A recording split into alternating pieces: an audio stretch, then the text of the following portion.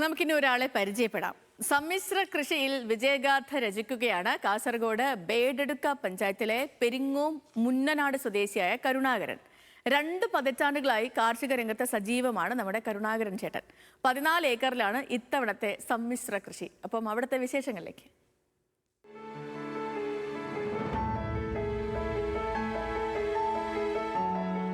കൃഷിയിൽ ഏതുതരം പരീക്ഷണങ്ങൾക്കും തയ്യാറായതുകൊണ്ടാണ് കാർഷിക മേഖലയിൽ കരുണാകരൻ പരാജയപ്പെടാതിരുന്നത്.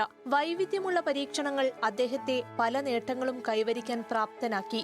സമ്മിശ്ര വിളകളിലൂടെ കാർഷിക രംഗത്ത് നഷ്ടങ്ങളില്ലാതെ പിടിച്ചു നിൽക്കാൻ കരുണാകരന് കഴിഞ്ഞു. വിപണിയിൽ പ്രിയമേറിയ ഡ്രാഗൺ ഫ്രൂട്ട് മുതൽ വൈവിധ്യമുള്ള കാർഷിക മേഖലകളിലെല്ലാം കരുണാകരൻ കഠിനാധ്വാനം ചെയ്തു. ഒരു കൃഷിയായ വിളനാശം നശിച്ചു പോലെ പിന്നെ നമുക്ക് ബുദ്ധിമുട്ട് വരും. അപ്പോൾ സമ്മിശ്ര കൃഷി വരുന്നത് കൊണ്ട് നമുക്ക് ഒന്നിലല്ലെങ്കിൽ ഒന്നിലൊരു മെച്ചം വരുന്നുണ്ട്.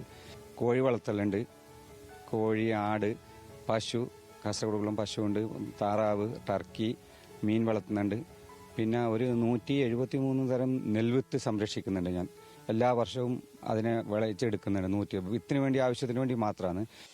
പശുവും കോഴി വളർത്തലും പച്ചക്കറി കൃഷിയും ഉൾപ്പെടെ പലതരത്തിലാണ് കരുണാകരന്റെ കൃഷികൾ. ഇതിനു പുറമെ 171 തരം നെൽവിത്തിനങ്ങളുടെ ശേഖരവുമുണ്ട്.